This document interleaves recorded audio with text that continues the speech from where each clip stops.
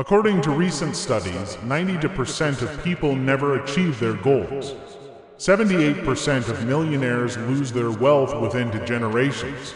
But Jordan Peterson discovered something shocking. It's not talent, luck, or circumstances that determine success. It's one psychological pattern that 99% of people get completely wrong. Dr. Jordan Peterson, clinical psychologist and professor emeritus at the University of Toronto, has spent over 3 decades studying human behavior, success patterns, and the psychology of achievement. What he discovered challenges everything we've been taught about why people succeed or fail.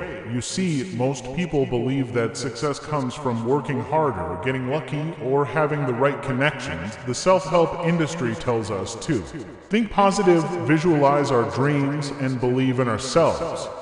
But Peterson's research reveals a darker, more complex truth. The reason most people fail isn't because they're lazy, unlucky, or lack talent. It's because they're psychologically programmed for failure from an early age, and they don't even realize it.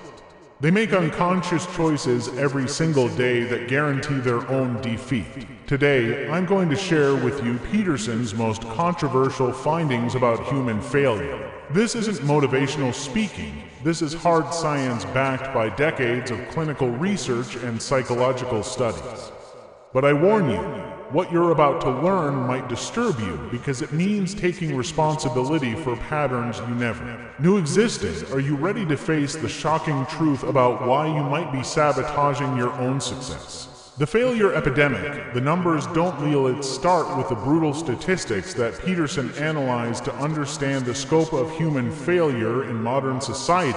According to Harvard Business School research, 92% of people never achieve their New Year's resolutions. The University of Scranton found that only 8% of people accomplish their goals by the end of the year. But here's what's even more shocking, -23% of people abandon their goals by the end of the first week. Forbes reported that 90% of startups fail within the first 5 years. The Federal Reserve found that 40% of Americans can't cover a $400 emergency expense. The Bureau of Labor Statistics shows that the average person changes jobs 12 times during their career, often due to dissatisfaction or failure to advance. But Peterson discovered something even more disturbing.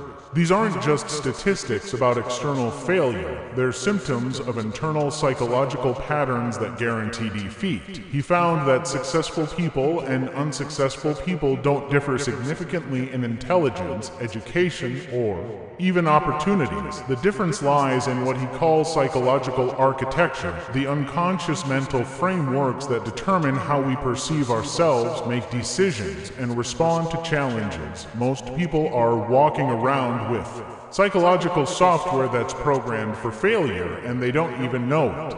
They wonder why they can't stick to their goals, why they procrastinate, why they make self-destructive choices, why they feel stuck despite their best efforts. The answer isn't lack of willpower or motivation, it's much deeper and more systematic than that. Peterson's clinical work revealed that failure isn't random, it follows predictable patterns. People who fail consistently share specific psychological traits, thought patterns, and behavioral tendencies. And here's the shocking part. Most of these patterns are established in childhood and reinforced throughout life without conscious awareness. The victim mentality, the foundation of failure. A person identified the first and most destructive pattern that leads to failure, the victim mentality. This isn't just about people who complain or blame others. It's a fundamental psychological orientation that shapes how someone interprets everything that happens to them. People with victim mentality see themselves as powerless. They believe that external forces, other people, circumstances, society, luck, control their destiny. When something goes wrong, they look for someone or something to blame. When something goes right, they attribute it to chance rather than their own actions. But here's what Peterson discovered that will shock you. Victim mentality isn't just an attitude. It's a neurological pattern that literally rewires the brain. For helplessness, studies using brain imaging technology show that people with chronic victim mentality have reduced activity in the prefrontal cortex, the brain region responsible for executive function, decision-making, and self-control. Their brains literally become less capable of taking purposeful action. Dr. Martin Seligman's research on learned helplessness found that when people repeatedly experience situations where they feel powerless, they develop a psychological condition where they stop trying to improve their circumstances, even when improvement becomes possible. Peterson observed this pattern in his clinical practice countless times. Patients would come to him with real problems: depression, anxiety, relationship issues, career struggles. But underneath these surface problems was always the same foundation, a deep belief that they were victims of forces beyond their control. The victim mentality manifests in several ways: blame shifting. Everything that goes wrong is someone else's fault. The economy, their boss, their parents, society, discrimination, bad luck. There's always an external explanation for their problems, excuse making. They have elaborate justifications for why they can't take action. They're too old, too young, too busy, don't have enough money, don't have the right connections, weren't born with the right advantages. Comparison obsession. They constantly compare themselves to others and conclude that other people have unfair advantages. Of course they succeeded. They had rich parents, went to better schools, got lucky, knew the right people. Passive waiting. They wait for external circumstances to change rather than taking initiative. They're waiting for the perfect opportunity, the right moment, someone to discover them, or conditions to improve. But here's the most insidious part of victim mentality is often disguised as virtue. Our culture has taught people that being a victim gives you moral authority. It makes you the good guy in the story. It excuses poor performance and justifies mediocrity. Peterson argues that this is psychological poison when you define yourself as a victim. You surrender your power to change your circumstances. You become dependent on others for your success and happiness. You train your brain to look for evidence of how you're being wronged rather than opportunities for growth. The research is clear. People who take personal responsibility for their outcomes, even when circumstances are genuinely difficult, are more likely to achieve their goals, recover from setbacks, and experience life satisfaction. But breaking free from victim mentality requires something that most people are unwilling to do: accepting that they have more control over their lives than they want to admit. The comfort zone trap. Why humans choose mediocrity patterns. Second major discovery about failure patterns involves what he calls the comfort zone trap. Most people think they want success, but their actions reveal that they actually prefer comfort and security over growth and achievement. This isn't conscious. Nobody wakes up and decides to choose mediocrity, but our brains are wired for survival, not success. The nervous system is designed to keep us safe, which means avoiding risk, uncertainty, and discomfort. Neuroscientist Dr. Daniel Kahneman's research found that humans have a cognitive bias called loss aversion. We feel the pain of losing something twice as strongly as the pleasure of gaining something equivalent. This means that psychologically, we're motivated more by avoiding loss than by pursuing gain. Peterson observed that this biological programming creates what he calls the mediocrity magnet. People unconsciously sabotage themselves whenever they get close to real success, because success requires leaving the familiar and venturing into the unknown. Here's how the comfort zone trap works. Fear of success. Paradoxically, many people are more afraid of success than failure. Success brings new responsibilities, higher expectations, and the possibility of greater failure. It's easier to stay small than risk disappointment. Imposter syndrome. When people start achieving their goals, they often feel like frauds who don't deserve success. Rather than growing into their new level of achievement, they unconsciously sabotage themselves to return to a level that feels authentic. Perfectionism paralysis. People use perfectionism as an excuse to avoid taking action. They wait for the perfect plan, the perfect timing, or perfect conditions. But perfection is impossible, so they never start. Analysis paralysis, they research endlessly, attend seminars, read books, and consume content about success, but never actually implement what they learn. Learning becomes a substitute for action, comfort. Addiction, they become addicted to the familiar routines and environments that feel safe.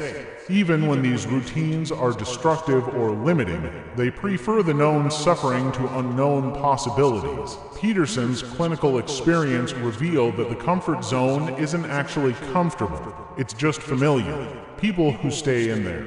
Comfort zones often experience chronic dissatisfaction, regret, and a sense that life is passing them by. But they choose this familiar discomfort over the uncertain discomfort of growth. The neuroscience shows that every time you avoid discomfort, you strengthen neural pathways associated with avoidance and weaken pathways associated with courage and action. Your brain literally becomes less capable of handling challenges over time, but here's what Peterson discovered. Successful people aren't more courageous than unsuccessful people. They've simply trained their nervous systems to tolerate discomfort. They've learned to see discomfort as a signal of growth rather than danger. The research on post-traumatic growth shows that people who face significant challenges often emerge stronger, more confident, and more capable than before. But this only happens when they lean into the discomfort rather than avoiding it. Peterson argues that comfort is the enemy of growth. Every significant achievement in human history came from someone choosing discomfort over comfort, uncertainty over security, growth over stagnation, but most people make the opposite choice every single day and then wonder why their lives don't change. The instant gratification disease. How modern life programs failure. A person identified a third major pattern that explains widespread failure in modern society: the inability to delay gratification. He argues that our technological age has created an instant gratification disease that makes long-term success nearly impossible for most people. The famous Stanford marshmallow experiment found that children who could delay gratification, resist eating one marshmallow in order to get to marshmallows later, had better life outcomes decades later. They had higher SAT scores, better physical health, lower rates of addiction, and greater career success. But here's what Peterson discovered. Modern technology is systematically destroying our capacity for delayed gratification. Social media gives us instant validation. Streaming services provide immediate entertainment. Online shopping delivers instant purchases. Dating apps offer immediate connections. Our brains are being rewired for instant gratification, which makes the delayed gratification required for real success feel impossible. Dr. Alenka, author of Dopamine Nation, found that constant exposure to instant rewards actually changes brain chemistry. The dopamine pathways that motivate long-term planning and sustained effort become less sensitive, while the pathways that crave immediate pleasure become hyperactive. Peterson observed this pattern in his clinical practice. Patients couldn't stick to exercise routines, savings plans, skill development, or relationship building because these activities require sustained effort over time with delayed rewards. But the problem goes deeper than just individual self-control. Peterson argues that our entire culture has shifted from valuing long-term thinking to celebrating instant results. Social media validation. People measure their worth by likes, shares, and comments rather than by meaningful accomplishments that take time to develop. Get-rich-quick mentality. Everyone wants to find the shortcut, the hack, the secret formula that will bring instant success without the years of effort that real achievement requires. Medication culture. Instead of addressing root causes of problems through lifestyle changes that take time, people want pills, procedures, or quick fixes that provide immediate relief. Microwave expectations. People expect relationships, careers, and personal growth to develop as quickly as heating food in a microwave. Entertainment addiction. The average person spends 7 hours per day consuming entertainment, which provides immediate pleasure but no long-term value. Peterson's research shows that success in any meaningful area of life requires what he calls temporal sacrifice, giving up immediate pleasures for long-term gains. But most people are psychologically incapable of making this trade-off because their brains have been hijacked by instant gratification systems. The neuroscience reveals that delayed gratification uses the prefrontal cortex, the most recently evolved part of the brain that's responsible for higher-order thinking. But instant gratification uses the limbic system, the primitive part of the brain that's designed for immediate survival responses. When these two systems conflict, the limbic system usually wins because it's faster and more powerful. This is why people can intellectually understand what they need to do for long-term success, but still make short-term choices that sabotage their goals. Peterson argues that developing the ability to delay gratification is like building a muscle. It requires consistent practice and gradually increasing challenges. But most people live in environments that actively weaken this muscle every day. The meaning crisis. Why success feels empty. Peterson's fourth major insight about failure involves what he calls the meaning crisis. He discovered that many people who appear successful by external standards, wealth, status, recognition, still feel like failures because their achievements lack meaning and purpose. This creates a psychological paradox. People pursue success thinking it will make them happy, but when they achieve it, they feel empty and directionless. This often leads to self-destructive behaviors that sabotage their external success. Viktor Frankl's research on logotherapy found that humans have a fundamental need for meaning. When this need isn't met, people experience what he called existential vacuum, a sense of emptiness and purposelessness that can lead to depression, addiction, and destructive behaviors. Peterson observed this pattern repeatedly in his clinical practice. High-achieving patients, successful business people, professionals, celebrities would come to him feeling depressed and unfulfilled despite their accomplishments. The problem, Peterson discovered, is that modern culture has disconnected success from meaning. We're taught to pursue money, status, and pleasure without considering whether these pursuits align with our deeper values and sense of purpose. Hedonic adaptation. Research shows that people quickly adapt to positive changes in their circumstances. The raise, promotion, or achievement that once seemed life-changing becomes normal, leaving people needing even greater achievements to feel satisfied. Social comparison. Social media makes it impossible to feel successful because there's always someone with more money, better looks, or greater achievements. No matter what you accomplish, someone else has accomplished more. Disconnection from values. Many people pursue goals that were chosen by others, parents, society, peers, rather than goals that align with their own values and interests. External validation dependency. When success is defined by other people's approval rather than internal satisfaction, it becomes addictive and ultimately unfulfilling. Nihilistic culture. Modern secular culture often fails to provide the transcendent meaning that religious and traditional cultures offered, leaving people to create meaning entirely on their own. Peterson argues that without meaning, even success becomes a form of failure. People who achieve their goals but feel empty inside often become more depressed than people who never achieved anything because they realize that the promises of achievement were false. But meaning can't be found. It must be created through conscious choice and commitment to something larger than immediate self-interest. Peterson's research shows that meaningful goals share several characteristics. They involve serving others or contributing to something beyond yourself. They require sacrifice and effort over time. They align with your deepest values and natural abilities. They continue to provide satisfaction even after they're achieved. The most successful people, according to Peterson's research, aren't those who achieve the most external success, but those who find meaningful ways to contribute to the world. while developing their own potential, but finding meaning requires courage because it often means choosing a more difficult path than simply pursuing money or status. The responsibility paradox. Why freedom creates failure. Peterson's fifth major insight about failure involves what he calls the responsibility paradox. Modern society has given people unprecedented freedom to choose their own paths, but this freedom often leads to paralysis, anxiety, and self-destructive choices. Jean-Paul Sartre argued that humans are condemned to be free.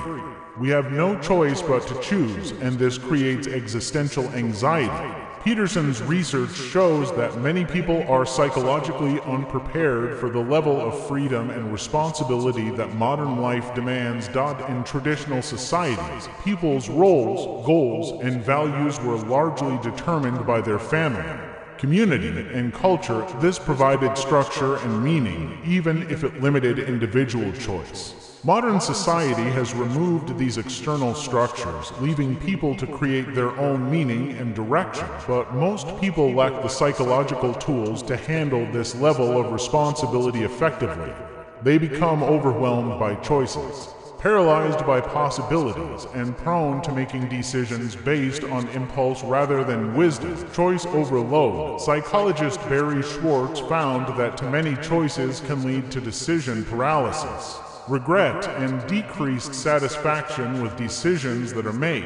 Analysis paralysis. With infinite information available online, people can research options endlessly without ever making decisions or taking action. Relativism confusion. When all values and lifestyles are considered equally valid, people struggle to commit to any particular path or set of principles. Authority vacuum. Without traditional authorities, religious leaders, community elders, established institutions, people lack guidance for making important life decisions. Consequence. Avoidance. Freedom means responsibility for consequences, which many people find psychologically overwhelming. Peterson observed that many young people come to therapy feeling like failures because their lives don't match what they see online. They don't realize that social media represents a tiny, highly edited fraction of other people's experiences. But the problem extends beyond comparison. Social media algorithms are designed to capture and hold attention, which means they prioritize content that triggers strong emotional responses, often negative emotions like outrage, envy, or fear. This constant exposure to negative content creates what Peterson calls learned pessimism. People develop unconscious beliefs that the world is more dangerous, unfair, and hopeless than it actually is. This pessimistic worldview makes taking positive action feel pointless. The addiction potential of social media also interferes with the sustained focus required for real achievement. The average person checks their phone 96 times per day, interrupting their attention every 10 to 15 minutes. This makes deep work, creative thinking, and skill development nearly impossible. Peterson argues that social media success is largely meaningless. It's a game designed to benefit the platforms, not the users, but many people sacrifice real work achievement in pursuit of online validation that ultimately leaves them empty and unfulfilled.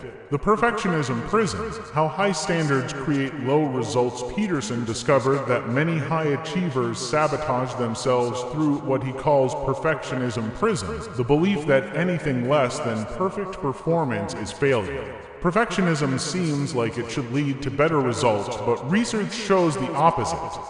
Perfectionist thinking actually decreases performance, increases anxiety, and often leads to complete avoidance of challenging tasks. Dr. Brené Brown's research found that perfectionism is correlated with depression, anxiety, eating disorders, and missed opportunities. Perfectionists often achieve less than people with more realistic standards because they spend too much time planning and not enough time executing. Peterson observed several ways that perfectionism creates failure. Paralysis by analysis. Perfectionists spend excessive time planning, researching, and preparing because they're afraid to start without guaranteeing perfect results. All or nothing thinking, they view any mistake or setback as complete failure, leading them to abandon projects rather than learning from errors and improving. Procrastination. The fear of imperfect performance leads to chronic procrastination, with perfectionists waiting for ideal conditions that never come. Imposter syndrome. Even when perfectionists achieve success, they attribute it to luck rather than skill because it doesn't match their impossible standards. Burnout. The constant pressure to perform perfectly is psychologically and physically exhausting, leading to burnout and giving up. The neuroscience shows that perfectionist thinking activates the brain's threat detection system, putting people in a chronic state of stress that impairs creativity, learning, and performance. Peterson argues that perfectionism is often a disguised form of procrastination. People use impossible standards as an excuse to avoid taking action because if they never try, they never have to face the possibility of imperfect results. But all meaningful achievement involves failure, mistakes, and imperfect attempts. Peterson's research shows that successful people aren't perfectionists. They're optimalists who aim for excellence while accepting that the path to mastery involves countless imperfect iterations. The comparison curse. How measuring yourself against others guarantees failure. Peterson identified social comparison as one of the most destructive psychological patterns that leads to failure. When people measure their worth and progress against other people rather than their own past performance, they set themselves up for chronic dissatisfaction and abandon goals. The problem with comparison is mathematical. There will always be someone better than you at anything you do. If your happiness and motivation depend on being the best, you're guaranteed to be miserable most of the time. Dr. Leon Festinger's social comparison theory found that people have an innate drive to evaluate themselves relative to others, but Peterson discovered that this drive, which may have been adaptive in small tribal societies, becomes destructive in our modern interconnected world. Infinite comparison pool. Social media and global connectivity mean you're no longer comparing yourself to your immediate peers, but to the best performers in the entire world. Highlight reel fallacy. You see other people's best moments while experiencing your own worst moments, creating a distorted perception of relative success. Different starting points. Comparisons ignore the fact that everyone starts from different circumstances with different advantages and disadvantages. Unique path confusion. Everyone's journey is different, making direct comparisons meaningless and counterproductive. Moving goalposts. As soon as you reach someone else's level, you find new people to compare yourself to, ensuring you never feel successful. Peterson's clinical work revealed that chronic comparers often achieve less than they're capable of because they become demoralized when they see others who appear more successful. They either give up entirely or constantly switch goals based on what others are doing. The neuroscience shows that social comparison activates the same brain regions as physical pain. When you feel inferior to others, your brain literally interprets it as a threat to survival, triggering stress responses that impair performance and decision-making. But Peterson discovered that successful people use comparison differently. Instead of measuring themselves against others, they use other people's achievements as proof of what's possible and inspiration for their own growth. The key insight is that your only valid competition is the person you were yesterday. When you focus on personal progress rather than relative position, you develop intrinsic motivation that's sustainable and fulfilling. The learned helplessness epidemic. How school and society teach failure. Peterson's most controversial insight involves how modern educational and social systems actually train people for failure through what psychologists call learned helplessness. Dr. Martin Seligman's original experiments found that when animals and later humans are subjected to uncontrollable negative experiences, they develop a psychological condition where they stop trying to improve their situation, even when improvement becomes possible, Peterson argues that many modern institutions, schools, universities, corporations, government programs inadvertently create learned helplessness by removing agency and personal responsibility from people's lives. Grade school conditioning. Students learn to work for external rewards, grades, rather than internal satisfaction, creating dependency on other people's approval for motivation. Standardized thinking. Educational systems reward conformity and punish creativity, teaching people to follow instructions rather than think independently. Authority dependence. People learn to wait for permission and direction from authorities rather than taking initiative and solving problems independently. Risk aversion. Institutions prioritize safety and avoiding mistakes over learning through experimentation and calculated risks. Victim culture. Modern culture often teaches people to focus on how they've been wronged rather than how they can take responsibility for improving their circumstances. Peterson observed that many of his patients had been psychologically conditioned to be passive rather than active in their own lives. They waited for others to solve their problems, give them opportunities, or tell them what to do. This creates what Peterson calls external locus of control, the belief that outcomes are determined by forces outside your influence.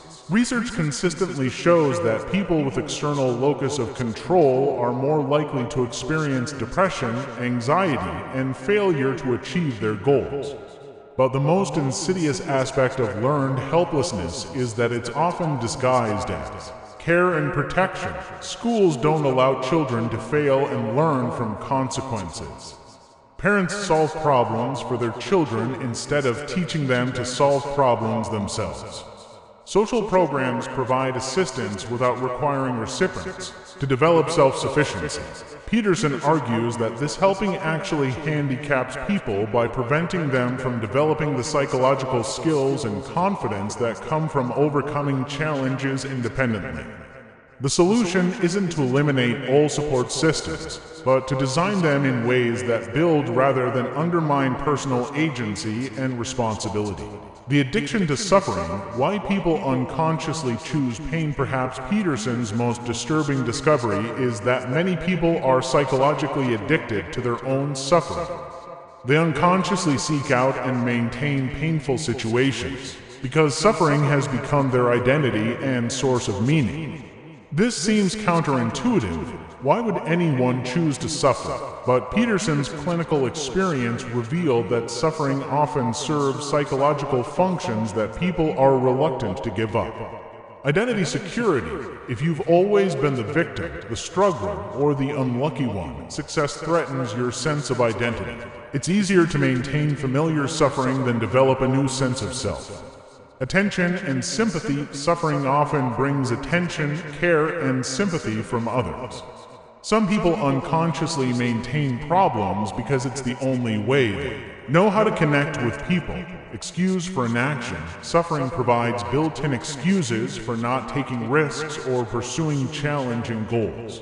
I can't do that because I'm depressed, traumatized, unlucky, moral superiority.